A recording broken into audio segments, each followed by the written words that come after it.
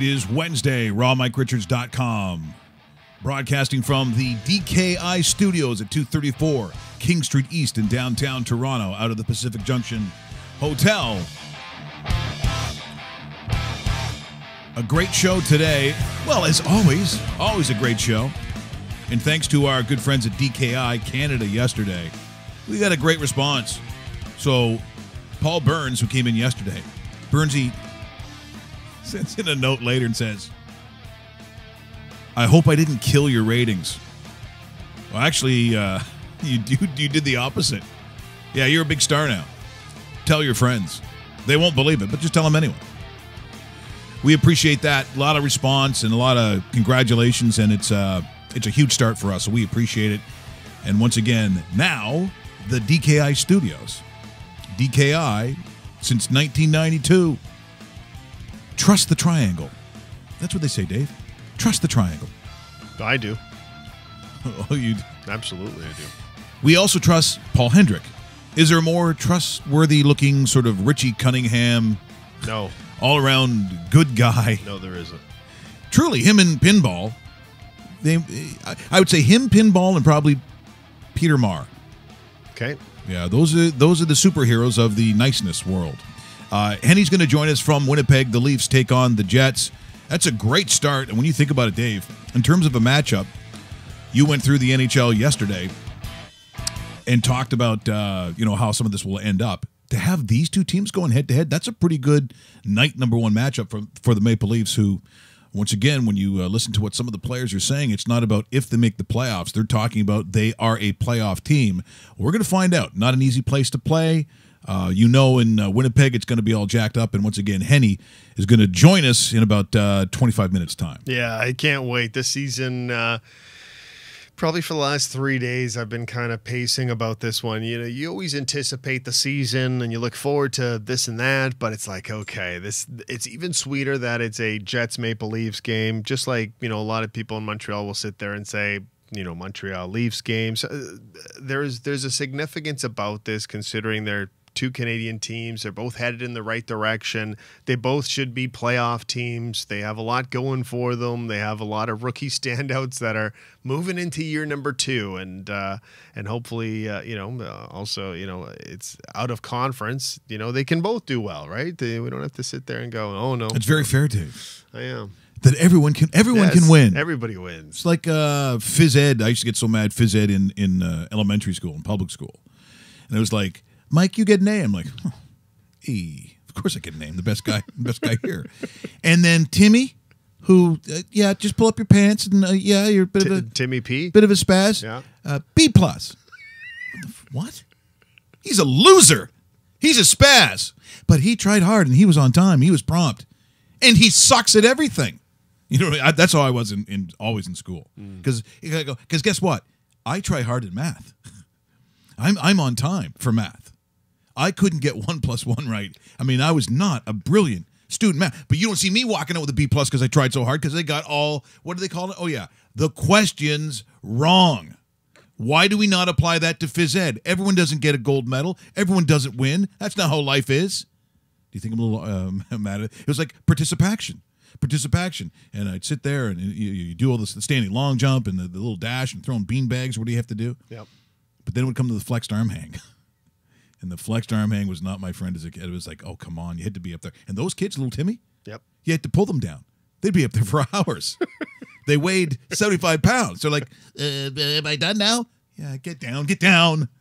So I never got the flex arm hang. I remember that. Because you had to get everything perfect to get that. The award of excellence? Yes. I don't think I ever got the excellence. I only got gold. Gold was easy, kind of. Not that Timmy was getting it. No. Why is Timmy such a bad name? That's the name. My default name for someone who's not good is Timmy. Timmy. So, not Timo. Sorry, Tim Preston. I'm not talking about you. Or Tim Abbott, who also I know. I'm watching. Maybe a little bit Tim Abbott. Yeah. But Timmy, generally, it's like, you want to tell a bad joke or something bad happens to someone? His name is Timmy. I'm just saying. Good things that are happening. Well, we talked yesterday about the weirdness and the crazy aspect of wild card MLB playoff baseball. I don't know what it is, because you can have a lot of mundane weeks in Major League Baseball. You can go, when you're talking about MLB in the month of what? Like July, end of July, you can get a lot of real dog day. Just get to the playoffs. June, July, August? Yeah, I mean, it can be a little slow. And then all of a sudden, they take crazy pills.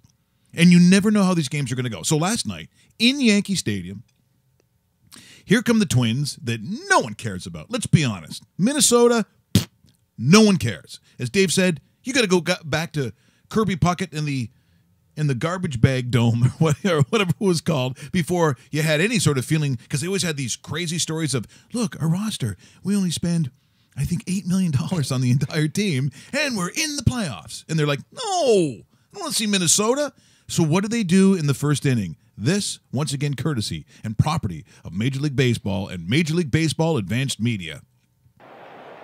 Here a lot on his shoulders right now. You wonder, as young as he is, if that heart's beating a little bit quicker right now. Fly ball to left field. Gardner's back, and it's gone! And I'm like, what, are you kidding me? Dozier leads off the game with a home run for the Twins. Our friend Dan Schulman, ESPN. Well, there is some of that power. There's some drunken Twins fans. Off the bat from the Minnesota Twins. 34 regular season home runs for Dozier. And a very patient hitter. He gets into a good hitter's count at 3-1 and 99 miles an hour at the top of the zone. Ooh. And Dozier absolutely crushes it. Gets into his legs to provide that power and just rides it out of here left center. Of 500 or thereabouts teams. And then. And now this ball's hit hard into right field, and it is gone. Line drive home run for Rosario. And it is 3-0 Minnesota here in the first inning. Once again, I'm just watching this thing, Dave, and I'm thinking, what is it about baseball in the postseason that says all bets are off? Because, trust me, there will be a lot of bets on the Yankees. But as Dave said yesterday, well, why wouldn't you take a flyer on the Twins money line? Because that's where the money is. Just, a one-gamer, right? And you sit there, and if you're backing them and you looked at that and you went, wow, this is fantastic. Luis Severino leaves after a third of an inning. Thanks for coming out. But he'll be ready for game 1 or 2 of the next series. And then all of a sudden, the exact opposite happens in the bottom of the first. And it's but Girardi's not afraid to hook a guy. Now, this was an obvious situation, but I wonder in baseball, just like with goaltending, because it's a position specific, that if the goalie thinks that he's got the short rope, right, that the hook is always just waiting, I always think that plays onto the mind of a guy just a little bit. Just a little bit. Was it Brian Elliott that had the yes. Okay, I kind of feel the same. Not that I'm comparing Brian Elliott to Severino, because Severino was fantastic. Yeah. But all they talked about, and again, this is me sort of scouring what they're saying south of the border. The insinuation was, with the very intense manager that they have, that he does have a bit of a reputation of he is not afraid to hook, well, his best guy. And so he goes out there and gets lit up on that first pitch, and I'm thinking it's like the goalie that knows that he might get pulled quickly. And the first shot that he gets, it goes in, and I don't think you can get your way back into it. And, of course, he doesn't. He only went technically a third of an inning. Yeah, just brutal. Like, I don't remember a starting pitcher that had, that kind of promise in hope for a major game for the Yankees. It's a play-in game for the Yankees. You lose, you're out. And he manages a third of an inning. That's you know what? Good on the Yankees for coming back and not folding under pressure and everything like that. But man, the only positive you can take out of that is hopefully the guy's head is straight, because when you throw 20 pitches, you're probably ready to go on Thursday night. So it's do you think they're sitting there in the dressing room and Severino's just finished coming out of the shower? He's dried up and he's sitting in front of the desk of Girardi, and he goes, "But am I going to pitch the first game the next time?" Get out of my face. But I'm still good. You're not good, okay? You're the worst pitcher I've ever seen. Like the confidence boost. Yeah, right? I just it was like, you make me sick. But am I going to pitch? No, obviously you're probably not. You're not very good. We all saw that tonight. I'm calling your mom. I'm just calling your mother. I'm just saying that. We do know, speaking of Don't call my mom. I'm calling your mom. We do know that Trevor Bauer is starting Game 1 against the Yankees. There was some talk whether Corey Kluber or Trevor Bauer would start. In a surprise move to me, it's Trevor Bauer. But if they get through with Bauer, get through. He's a 17-game winner. He's a substantial. So if you lose to him, guess who you get game number 2? Like it's soul crushing, really. Yeah. Which is why when we talk about the Indians and you talk about that starting rotation, you talk about a 5-game series. Good luck with that, because Cleveland's not a team that you want to mess with. Because I don't, maybe Terry Francona thinking that it's not going to go to 5 games anyway, so don't waste Kluber on the first, right? So you can't go wrong in Cleveland, though. No, that's what I'm saying. That's what I think. It's kind of like, when Scotty Bowman coached the Canadians, you just open the gate. And the next, and no disrespect to the greatest hockey coach of all time, but I'm sorry. When the 80s Oilers, it's like, next line, our second line center is Mark Hall of Fame Messier. Okay, go out there, Mark. It's worse when I start fights with the Canadians fans, and they go, don't even bring up Ken Dryden. I don't want to hear about Ken Dryden. How many shots did he get a game? I think there was a period of 2 years where there was no shots on goal. I think. Why do you think he wore his gloves on top of the stick and just put his head on it? Because he was getting sleepy. Yeah, he was bored and a little cold. I think. Don't get me. Arenas were different in the 70s, right? Yes, they were. Now we talked about Aaron Judge. Well, we'll see, Dave. Rookie year. Is he going to be good in October? We talked about, we said Reggie Jackson, talked about it. Not that we're comparing Reggie Jackson, but if you're telling me this is a rookie year, and if you're telling me in a game that counts the most, because it's only one game, this is an immediate Game 7. So Aaron Judge, I believe, passes the test, courtesy and property of Major League Baseball and Major League Baseball Advanced Media.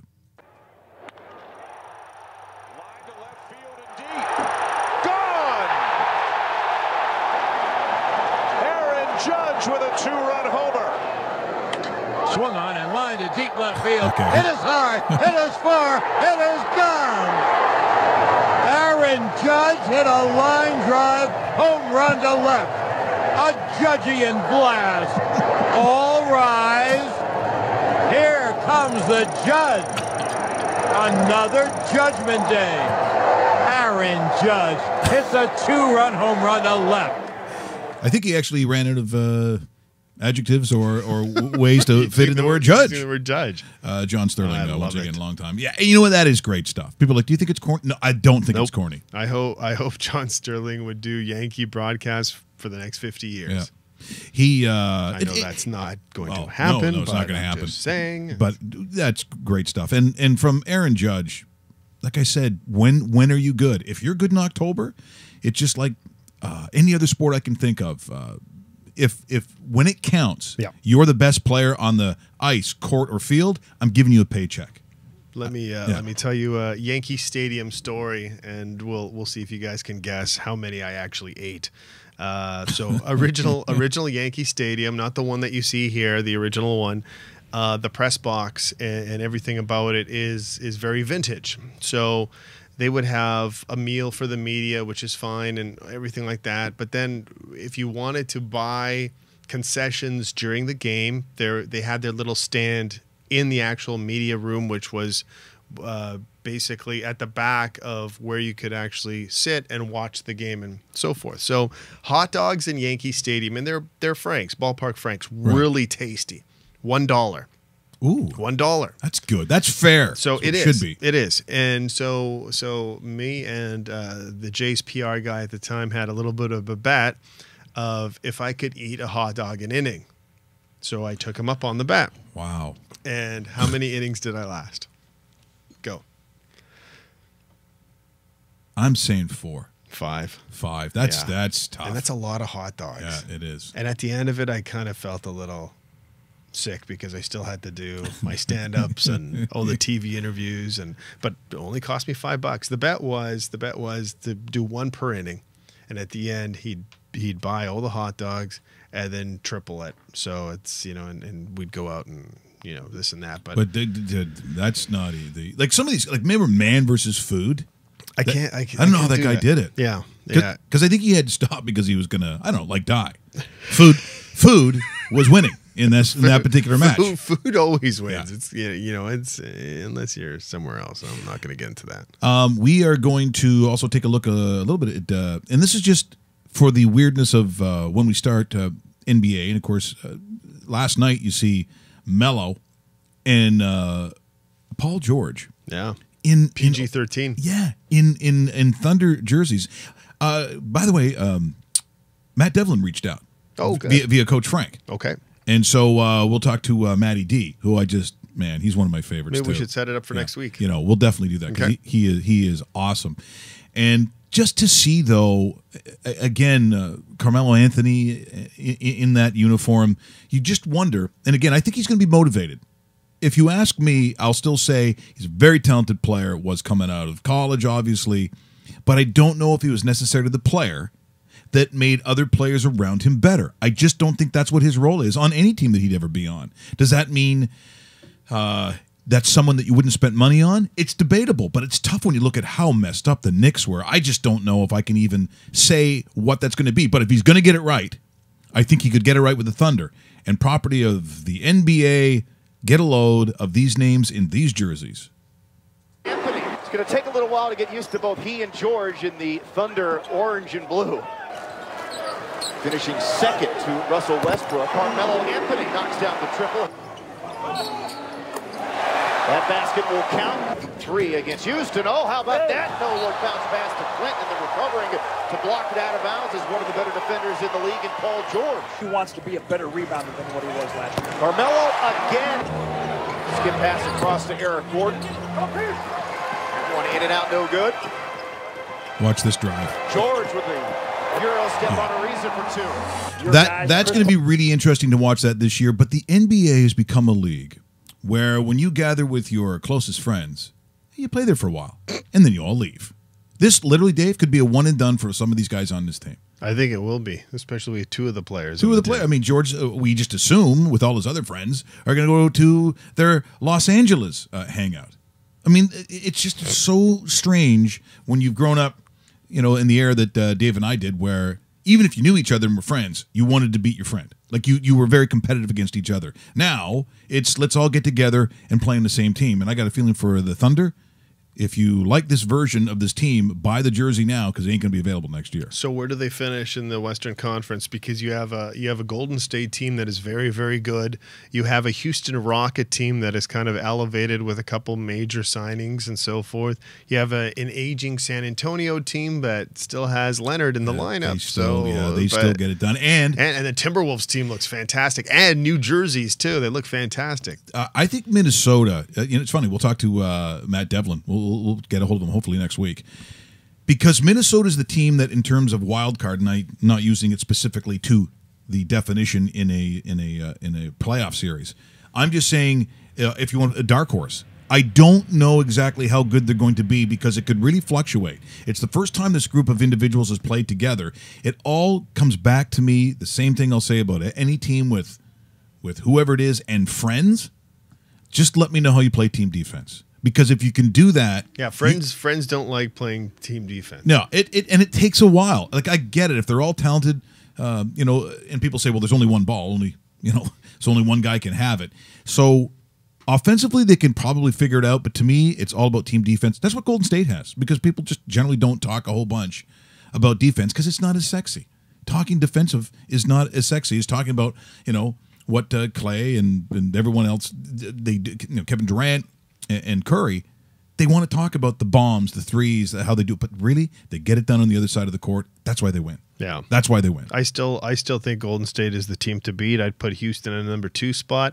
I'd put Oklahoma City, as high as 3. I don't think that's outrageous. I don't. It could go 3-4 kind of thing, but I have a feeling that when everything's said and done in the Western Conference, they'll be hosting how the top 4 host the bottom 4 kind of thing. So they'll do a 3-6 or a 4-5 or something like that. So that should be interesting. I think Minnesota's in the mix too. Denver's in improve the team as well. I mentioned the Spurs aren't the Spurs of yesterday, but they're still a playoff team in my eyes. And they still got Pop, and he plays them hard. And I don't think the Lakers are there yet. So I don't know if the Lakers make that jump this year. But things happen when super friends get together, and the Lakers could turn things around in 2018-19. You're watching RawMikeRichards.com, brought to you by DKI Canada. Serving Canada since 1992. Trust the Triangle. Hopefully you've downloaded as well on iTunes. We're going to talk to Paul Hendrick from Leaf TV. Yes. And as we know, start of the season, they're out in Winnipeg. But it started to remind me of goals. Like, if the excitement of it just came to mind immediately. The best goal you've ever seen. Now, that's really tough. It's very subjective. Was it like the biggest goal you've ever seen? Was it the most artistically sort of eloquent? From artistic marks, was it the best goal you've ever seen? Because that really depends on your age group. It depends on really what that goal was. And so we can hear from you as well. If you want to tweet it in, I'll probably send it out later on. What was the best goal that you've seen? So sometimes, as Dave will show, it's the best goal that he's seen in person. For me, we talked to Pat Stapleton the other day. And it went back to 1972, and I had a conversation with Pete Mahovlich. And I asked him about that remarkable goal he scores in 1972 in Maple Leaf Gardens, just what he thought of the goal. He told me it was almost 10 years after. Imagine, guys now in sports look up at the Jumbotron immediately to see what it looks like. He had to wait 10 years to see what the goal like. And as you look at this, and once again, I think it would be property of, it's from Heritage, what is it? Heritage Hockey, so it could still be the property of CBC, the IIHF. I'm a big fan of Heritage Hockey, by the way. Yeah. So you guys are doing great work. Well, this could be their property, but it was from the Summit Series. Get a load of this goal by Peter Mahovlich. Peter Mahovlich remains out there. There's a pass back to Liapkin. With Foster. That crisscross passing play. They failed to click on that one. Now Shadron getting it back to Liapkin. Over on the far side, right in front of the goal, went wide of the net. Esposito playing goal, and notice, no advertising on the boards. They failed to clear it out. The point failed to get it away. A point. Then Esposito cleared out. Look at this. It's a race down with Peter Mahovlich going in on goal. Right in! He scores! Peter Mahovlich. Unbelievable. By Peter Mahovlich. I lost my mind, by the way, when he scored. Foster. Peter Mahovlich made an absolutely beautiful move. Yeah, the fake shot. Watch this, and he's a big guy, remember. Watch this. Watch him by the fake. Yeah, he gets him to put his legs together, isolates him, and then walks right around him. And what a move he made on Tretjak. Tretjak was completely fooled. Look at the move. Pulls it. It's 1972 he's doing this. Walks around with the big reach. Now look at the move here. Into the backhand. Unbelievable. That, to me, that was... So you mean after the post-game interview came on, he didn't sit there and say, I did the Peter Forsberg? Is that... No, I don't. That's safe to say? I don't believe that was still came like up at that point. 30 years later? Yeah, 40. But you think about that move. I mean, even sort of dragging the puck like that you didn't see a lot of that kind of stuff. And at that moment, when everyone in Canada was feeling sick to their stomachs, they're like, oh my God, if we lose 2 games. Like, I mean, you have to realize every moment it was on our minds that we wouldn't win. Embarrassed in Montreal, they get it back in Toronto at Maple Leaf Gardens. Awesome goal. That is my favorite goal of all time. And we'll get to some of the other ones a little bit later, but let's try phoning Henny right now. You want to do Henny? It's getting close. I'll go through some NHL stuff too while we wait for him. There's a couple news and notes from yesterday. A big one yesterday if you're a Buffalo Sabres fan, and hey, God bless you. It's going to be a tough year. Jack Eichel is under contract for the next while. I believe it's a 10-year deal worth about $80 million. Is that those numbers are correct? $10 million a season. You need your star player in that lineup. Jack Eichel on board. Also, Winnipeg Jets signing one of their key pieces, a top 6 forward, Nick Ehlers. 7-year deal worth $42 million. Nice signing because it's a 6-year.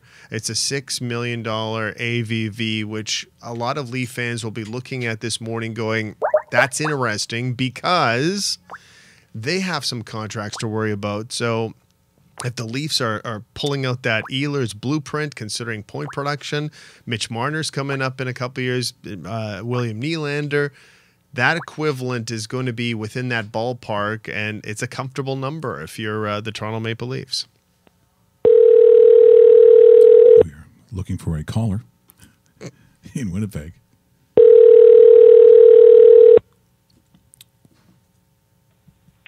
Hello. Hello, I'm looking for Paul Hendrick. It's Cindy Crawford calling. Hey, Cindy, how are you? Yes. Just getting into the rink here, Mike. Well, you know what? I bet you are. And by the way, Henny, so great to hear from you, my friend. Thanks for joining us here on RawMikeRichards.com. Yeah, always a pleasure. Do I get a loot bag on the way out? Well, you get nothing, but I will tell you. It's more than I usually get. Yeah. Well, and look, I was saying about the setups on, what you have on night number one, and sometimes they don't mean that much. And again, it's just the start of 82 games. But from a hockey fan perspective, if I'm looking at sort of the goals that we see and the aspirations by those young Toronto Maple Leafs against a team in Winnipeg that thinks they have something going too, non-conference game, but boy, this is a great setup for game number one, isn't it? Oh, it's fantastic. And I'll tell you what, Mike, for both these clubs, and Mike Babcock said in training camp, the first 20 games, it's essential to get out of the gate quickly because otherwise you're chasing your tail. And you look at Winnipeg in particular last year, in wins and losses, they finished 5 games above 500, but did not get above 500 on a consistent basis until the end of March. And at that point in time, it was done. So, getting off to a good start, injuries are going to come at some point in the season, but you've got to have a mattress, so to speak, in which to land on, and it starts here tonight in a building that historically has been as tough as they come for the Maple Leafs. Yeah, it really has, Henny. Hey, great talking to you, my friend. I'm guessing this is a pretty easy scenario. Frederik Andersen is your starting goaltender. There's no question about that. Any other lineup changes, or who are the odd people out in this game when we look at a Leafs lineup that hasn't taken the ice yet at Bell MTS Place just yet? But who are the expected scratches for the Maple Leafs? Well, this was a preseason where it was fairly much predictable, Dave. And, the top 3 lines in Toronto, I mean, that's as balanced offensively as you're going to get. And so no surprises there. It was all in the 4th line. I think they're the big surprises. Now, who would be the center? Eric Fair gets the nod over Dominic Moore. And, Moore signed a 1-year contract for $1 million, and you thought that he had the inside track. But Eric had a tremendous training camp as well. He is a right-handed shot, I think, which complements what his wingers need to do.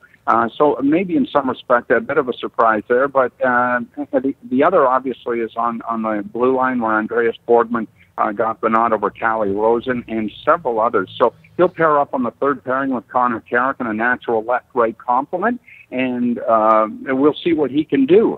The Leafs will be missing some grit on the blue line in terms of Roman Polak, but the team thinks at age 23 that Boardman is capable of doing that. Former Swedish Rookie of the Year in his SHL last year, Swedish Hockey League champion as well. So they like his acumen, and this is as good a Maple Leaf team, and this is my 20th year covering this club, as they've ever had, and that includes the Pat Quinn teams of the late 90s and early 2000s. Well, that's making a huge statement, Henny, but I understand why you're saying that. I still think in my experience, too, sort of growing up with the Leafs, my uncle being the trainer for about 1,000 years, Gunnar Kinnear, I was always very, very close to this team, and I've never seen an organization, and especially the Maple Leafs, but really any organization that stripped it down to the wood like they did to get here. In terms of its blueprint, you can't argue with how they've got it done. They've been pretty consistent, and so now you find yourself upon a season where there's a lot of expectation down the road, but let's face it, in the modern era of how you play in the NHL now, success, it all seems to revolve around that goaltender, what you've got between the pipes. And from your perspective, do they have what it takes between the pipes? I think they do. And I think Frederik Andersen, as the season progressed last year, coming off the shoulder injury in September, showed that he was able to lift this team. He's going to get 60 starts again this year. And I think, Mike, if there is an injury on this team that it can ill afford, some say Austin Matthews, Nylander, you can run down the list up front. I don't think there's any other argument that would go against the fact that they cannot lose their starting goaltender for an extended period of time. this season. And I think of Cujo back in early 2000s when he broke a wrist against St. Louis in February. I think missed 10-plus games, and Corey Schwab came in and sort of held water. They treaded water for about 10 to 11 games. At this day and age, you cannot afford to have your starting goaltender out of the lineup. Curtis McElwain, I'm sure, can come in and do a good job, and there's enough talent in front of him. But Frederick is their MVP by far, and he's going to get 60 starts this season without a doubt, and he's just hoping he can stay healthy. He's skinnier. He thinks he's stronger, and he certainly looks it. As long as the hockey gods are on his side, and he's able to play the majority of games this season, they're going to have a chance. Yeah, they certainly will, Henny. When we're looking at Austin Matthews and the brilliant rookie season he had with 40 goals and 29 assists, a lot of people are anticipating these numbers to increase. What's a fair number to put on in Austin Matthews right now, point production, when everything's said and done, if Austin Matthews is healthy and does play the entire season? Well, David, it's a good question. And of those 40 goals that he scored last season, 32 of those were at even strength. And if able to increase his power play totals, much like Nazem Kadri was able to do in a career, Nazem had 12 power play goals last season. We only saw 8 from Austin Matthews, and just credence just how great a season he had when 32 of those were scored 5-on-5 or 4-on-4. So I just think if he can up his power play quotient, there's a chance that he could push 50. And again, the bottom line is he's got to stay healthy. But given what we saw of him in the preseason, 5 goals in 4 games, and the way he scored them, this is a very confident, talented hockey player, and the mix around him is fantastic. So could he do 50? Possibly. But if he were able to do 40 again, that'd be a great year as well. We're in conversation with Paul Hendrick from Leaf TV here on rawmikeRichards.com, brought to you by DKI Canada. It's interesting, Henny, looking at sort of the progression of these young guys. All of a sudden, Jake Gardiner amongst this group isn't the young guy anymore. It's kind of weird to even say that, considering how quickly things have progressed. And the one thing that people talked about a little bit was hockey IQ, which I think is a little unfair considering, the adjustments that Babcock has made with him, because I think sometimes it's about role. If we think he's a number 3 on this team, if we want to put it in that category, has it been a better role for him, therefore maybe not the criticism about hockey IQ? You know what? I think now, Jake, and Mike, he's 407 games into his NHL career, all in Toronto. Never easy to do to play the blue line and mature in Toronto with all those eyes on you. But there's a confidence level that goes back to 3 years ago when head coach Mike Babcock was hired on in that spring. One of the first phone calls he made, if it wasn't the first, it might have been no worse than the 4th or the 5th, was to Jake Gardiner, and putting a sense of belief into Jake that he is going to be one of his core players moving forward. And I don't think that has ever been forgotten on Jake, where you can go out, make a mistake, and not have to look over your shoulder as he had to do during the Randy Carlyle, coaching mentorship in Toronto. That hasn't been the case. Mike has lived with certain mistakes, and they're going to happen in the best league in the world. And so right now you're seeing the results of that, a very confident Jake Gardiner. But it goes with 407 NHL games. And I just think he's responded to all that experience and a belief in him by the coaching staff. And now we're starting to see it take shape. So, you mentioned, Morgan Riley is arguably your number 1. It wouldn't be hard to argue against Jake Gardiner as your number 2. Paul, before we talk to you here, I was discussing the signing this morning, the Winnipeg Jets signing Nick Ehlers to a 7-year contract at $42 million. It's a $6 million AVV. And the reason I'm putting into the conversation is if you're part of the Leafs management group and you see a Nick Ehlers and what this guy can deliver between 25 and 30 goals, and it's a comfortable number, and it's almost like the kind of number that you might throw out to a William Nylander who's coming up soon, or a Mitch Marner who's coming up in a couple seasons. Is this the kind of contract we could see the Maple Leafs presenting to one of their young pieces, one of their top 6 forwards, and something that probably the Maple Leafs are going to be really comfortable with considering the signing of the morning? I think you're right, and so give them full credit for signing Nazem Kadri and Morgan Riley to the deals they did, the long-term deals. So with this big picture in mind, it also lends credence to the importance, David, of developing talent in your minor league system and acquiring depth of that when they have to pay these elite players the money they're going to get, and $6 million, when you look at some of Toronto's talent, seems rather frugal. They're going to have to pay some big dollars. So this puts an importance on players like, I'm just going to throw names out there, the Josh Levos, if you will. Players that are going to come in and occupy roles on the third and fourth line and maybe second line in spell duty that are going to come under contract at a rather reasonable rate. Chicago's been able to do it. Pittsburgh has been able to do it and still keep its core together, which you're going to have to do moving forward. And you got to think of what Connor Brown is going to be making in 4 years. There's another guy they got for just over $2 million. So I think they're setting themselves up for the eventuality of having to pay Austin, William, and Mitch, and still being able to ice a very competitive team. But the pressure comes down with those other spots, whether it be third or fourth line or your D pairings, the depth in an organization to pay those guys at a reasonable rate so that you could afford your elite stars, which is going to be exorbitant, but that's just the current way of doing business right now in the NHL. Henny, who's the leader on this team? I mean, they're all relatively within the same age group. A lot of them, Austin Matthews obviously is the bigger name if you want to weigh it that way, but that doesn't mean that particularly is the leader. Who's the leader on the team? Well, you know what? Patrick Marleau's a silent leader. He's not a rah-rah type, but he's been around 19 seasons now in his 20th year and 38 years of age. You can't help but look to him for leadership. I think Morgan Riley, just 23, but has been 5 seasons with the organization at the NHL level. I think you look at him in a leadership role. And at 20 years of age, because he does a lot of his talking on the ice, and that's Austin Matthews. He's just a natural-born leader. He can say more by saying less, but there's no question he's looked at, and as he continues to mature in the next couple of years, that will grow. So from an older age concept, you'd have to think of Patrick Marleau. I would have to think Ron Hainsey as well, and Morgan Riley, and even Austin Matthews. But again, he doesn't say a lot, but he doesn't have to. Patrick Marleau might be one of the true leaders in this hockey club. Paul, one final question from me, and thanks again for joining us here from Winnipeg. It's the Jets and the Toronto Maple Leafs opening up the NHL season, and we can't wait. So yesterday I did some predictions on the show, and I looked at that Atlantic division, and I said, I think it's the Maple Leafs division with Tampa Bay. They're going to be the 1 and 2 teams, in my opinion. I have the Maple Leafs slightly edging out a very good Lightning team. Where do you have the Maple Leafs at the end of the season if we're looking into a crystal ball that neither of us own? But nonetheless, people always ask opinions, and I'm asking for yours.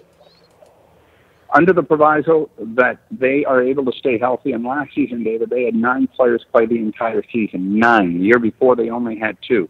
So somewhere in between, you've got to find a medium that will fit. But providing that the majority of the core guys are able to stay healthy and play the majority of the season, they'll compete with Tampa.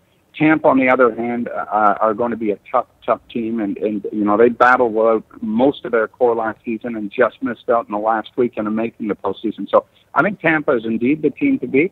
I think the Leafs are coming on. Whether this year is going to be another year in that step toward progression, we'll see. But it's going to be certainly up there. I don't know whether they're going to be good enough right now, but the question was asked last year, do you see the Leafs making the playoffs? I remember telling someone, let's talk about this come the end of January. Not really certain, but then all of a sudden you get to that point in time, and hey, they're not only knocking on the door, they kick the door partially down.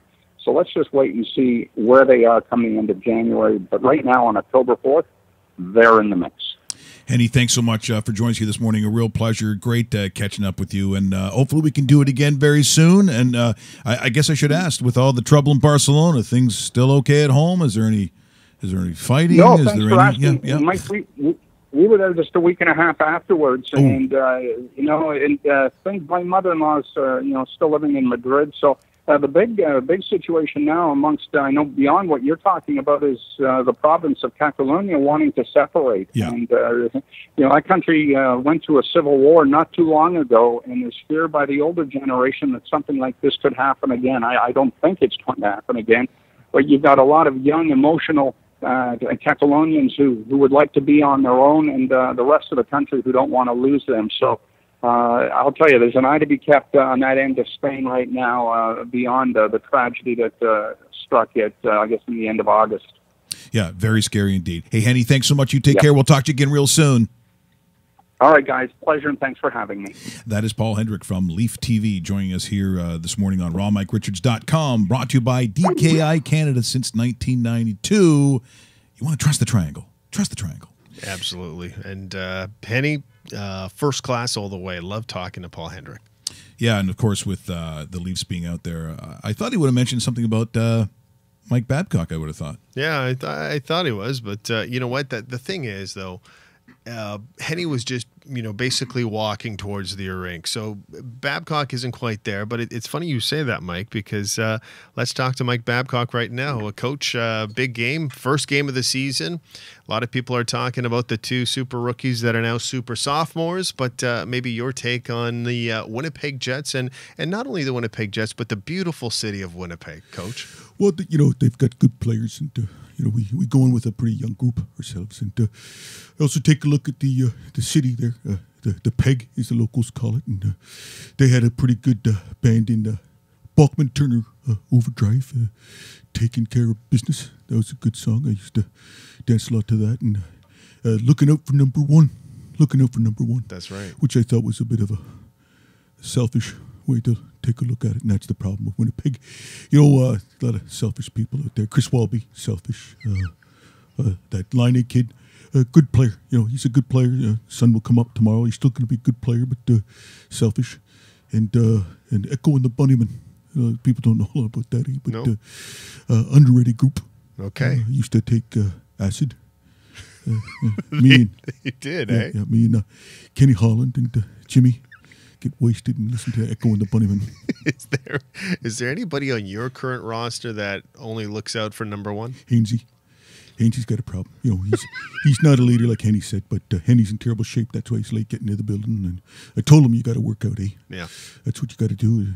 You're older than the group, and take acid. Well, always great talking to you, Babs. Best of luck tonight. Yeah. Good to you, Davey. Good, Davey. It's Mike Babcock in a rare game time interview. Usually it doesn't happen on game day itself because he'll talk to the media, but he's heard exclusively here on Raw Mike Richards. Yeah, didn't see the acid and the Echo and the Bunnymen. That came out of nowhere. Yeah, they did. By the way, before we got into Henny talking about the game tonight, it was goals. So mine was Pete Mahovlich, 1972. Yes. So it's going back a ways, but I still look at it. I'm still amazed by what he did back in the day for a guy.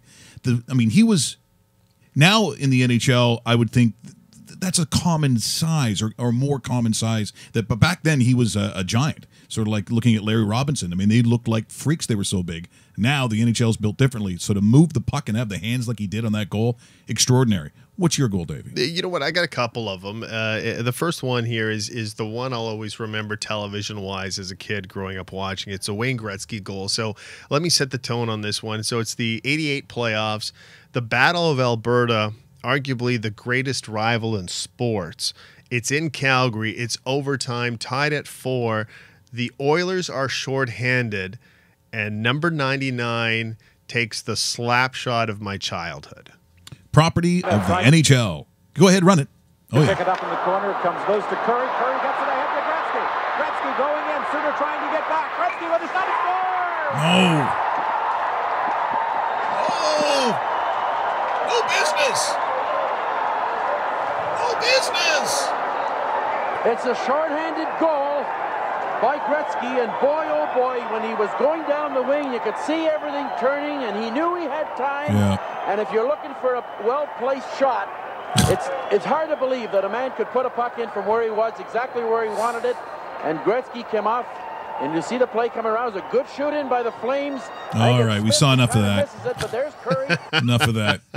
Actually, you saw a lot of that in the day. That was why he's called the Great One. That's like a postage stamp of what Gretzky was. Now, my favorite goal that I actually witnessed in person, and I actually got a chance to talk to him about this goal about a year ago. It was Dave Ellett, 1990. It was Game 4, quarterfinal, second overtime. Reijo roots the line and takes a penalty, so the Jets are on the power play. There's a face-off to the, I guess that would be the left of Bill Ranford, Thomas Steen in the face-off circle, and this, of course, courtesy of... Property of the National Hockey League. Period by hauling down Thomas Steen. The Jets so far tonight. Don Whitman, by the way, play-by-play. That's the best. 7. Would you have called a penalty shot? Steen almost had a breakaway. Allen lets it go, score!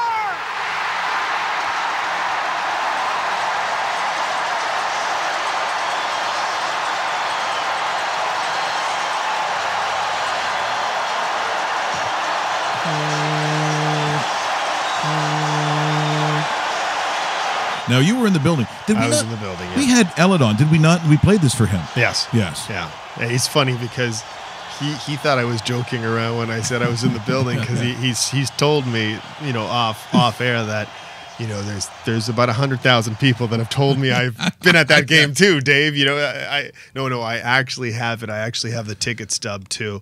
Bought my tickets at 7-Eleven, which was the thing to do in the day because you know what? You'd line up, you'd get your tickets, and your playoff tickets weren't that much more money. And hey, you know what? We could afford tickets when we were kids. Well, also, and I want to say, bad for this generation. If people are noticing the whiteout, I don't know, maybe someone in the States can argue that some university did it first, but I think for sure at the professional level, the first time I ever saw a whiteout was in Winnipeg. It has to be. No, I think it was too. And so now we're kind of fast forwarding to this game. There was a really good memory of Laine Matthews for the first time in Winnipeg. I was actually at that game. That was last year. So is this another? This is another Jet. Another. This is another Jet it turned out the best goals ever, and now it's turned into Jets corner again. How did that happen? So I was actually at this game too.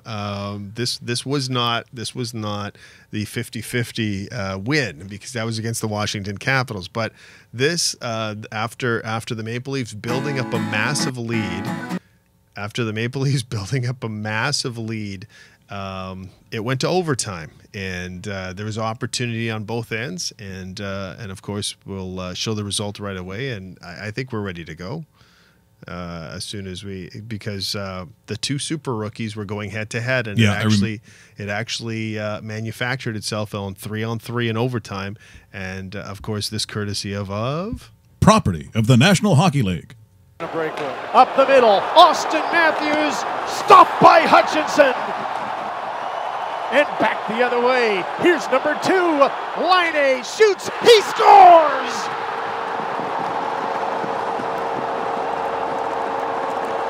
Hat trick, game winner, Patrick Laine. Okay, I know, Russell, you don't even, I can't believe you played that, really. Like, I can't believe you let Dave Bastel bully you into playing that highlight. I'm astonished. You know what I thought he's going to play something from the Three Stooges.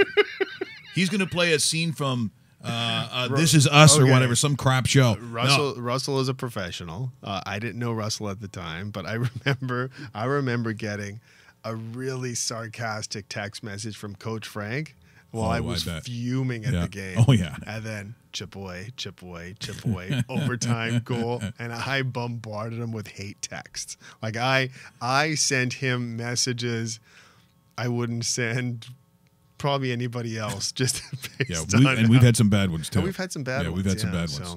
So Russell, roast beef, Graham.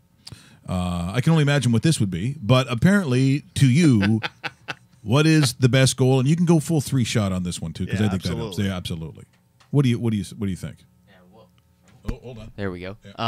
Yeah. My favorite goal comes from the 2002 Olympics. Oh. So I was pretty young when this happened. I was going to say, weren't you 3? I would have been 4. Okay. February of 2002, I would have been 4. There you go. And it's a Paul Correa goal, and it's just Hall of Famer this year, by the way. Yes.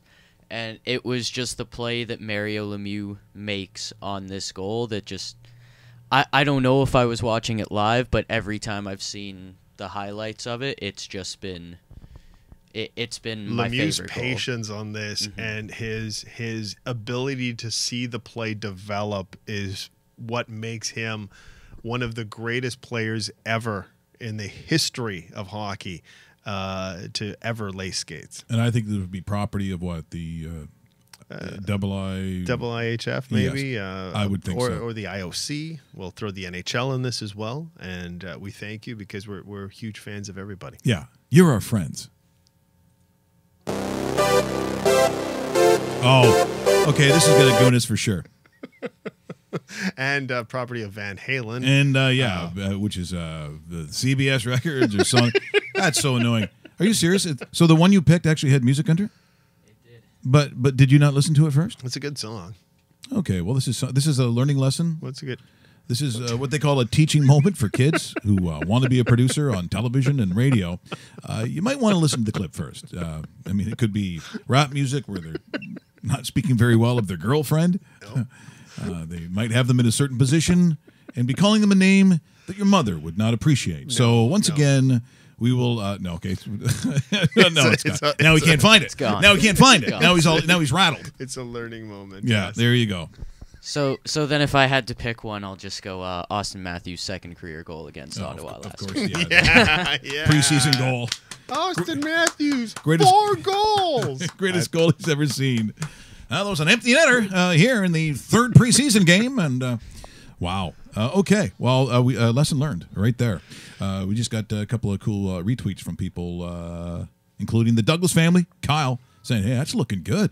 Of course it is. That's why DKI is involved. Bingo. We got a couple more coming too. Oh yeah, it's starting to roll now. Speaking of rolling, as you know, I have no feelings towards tennis whatsoever. No, I liked it as a kid. I liked Bjorn Borg. You either were a Borg guy in my day, Borg guy, or you were a McEnroe guy. And people would always assume, because of my temperament, that you'd be a McEnroe guy. No, my buddy Jeff Lumby, who sometimes looks like McEnroe, he does, and he's got a fuse like McEnroe. It made sense that he liked McEnroe. I was a Borg guy. I just loved the Dene racket. You know, the one time in my life where I liked the guy with a headband. After that, I really didn't like a lot of headbands. But the double two-handed backhand grip, the whole thing, I loved that. But after that, it just got really pissy. It got really, it seemed like a bunch of millionaire kids out there. And then the tennis, I didn't think was that engaging. The personalities weren't that awesome. There wasn't really, sort of in a day and age where you had the good guy and the black guy, so the white and black hat sort of thing. And I just never really, it fell out of it. Like Pete Sampras and that era, even Agassi, Match Nylander, like all that kind of stuff. It never was for me. But I found something that interested me, and I'd never seen it before. A tennis fight. Interesting. A tennis fight in the crowd.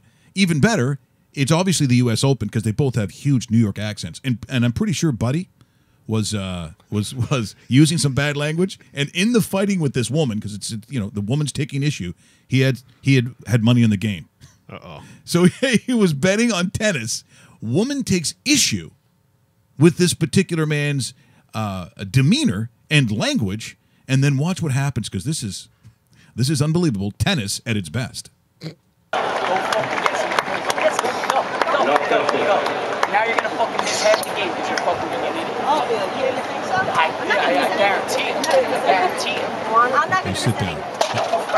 Husband comes over, and boom, down he goes. What's wrong with this guy? He sends the old man flying. And then, here comes wife, and down she goes. Awesome. This is good tennis.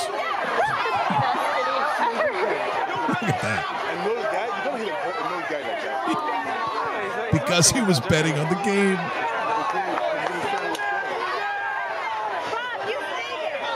Tennis. And he still stays. He's still in there. That's awesome. There you go. That's the highlight I want to see. I don't need to see Federer. I don't see Djokovic or Nadal. I need to see an angry bettor who takes out both a man and wife. That was awesome. Wow. And is there any more tennis? Like, is there tennis still going? Like, is there? I don't know. Yeah, because I don't. Does it really matter?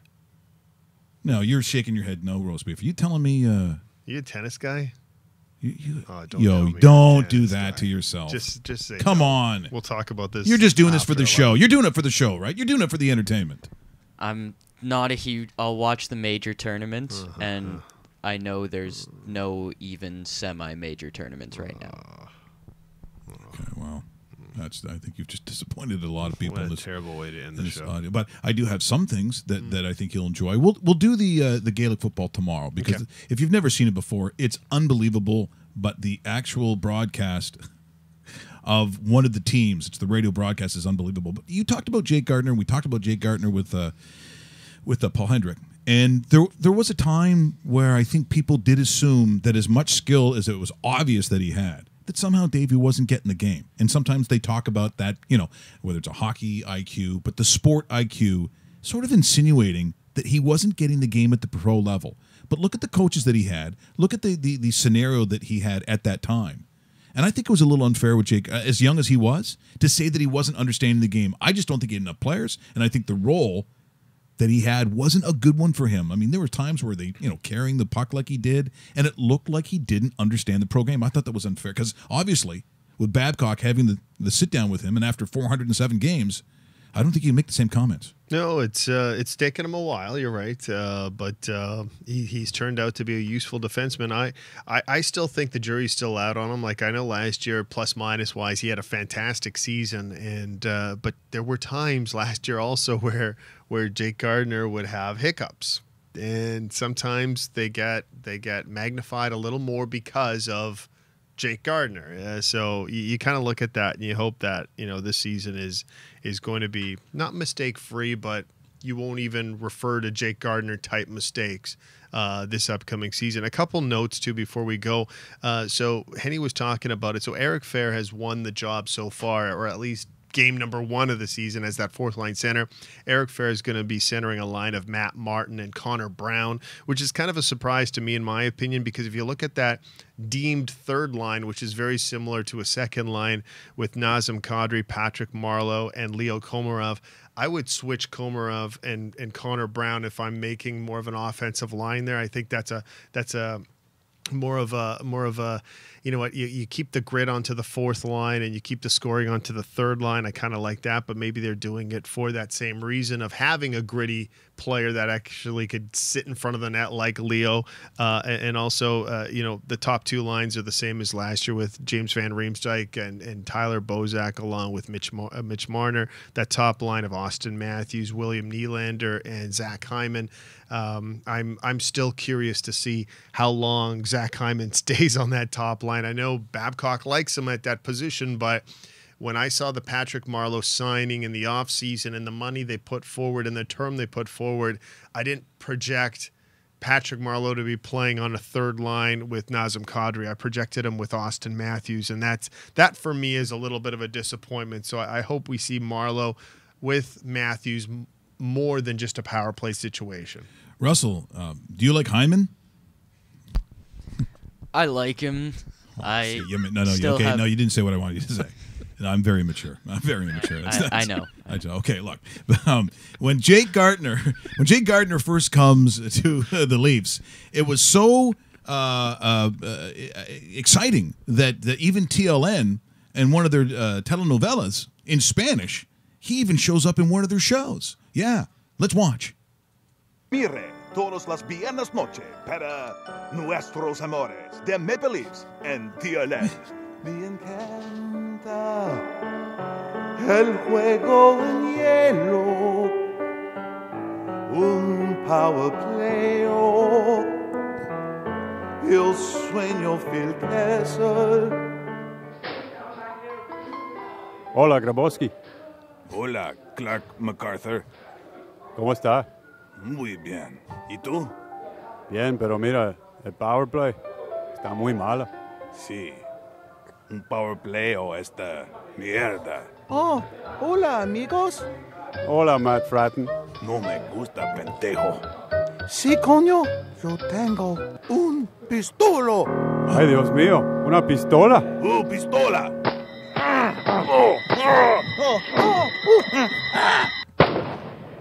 Jake Gardner? No! Me encanta. Nuestros amores, the Maple Leafs, solo en TLN. Man, that was very emotional. And to think that Jake Gardner got it right in the head. Yeah. That came out of nowhere. Yeah.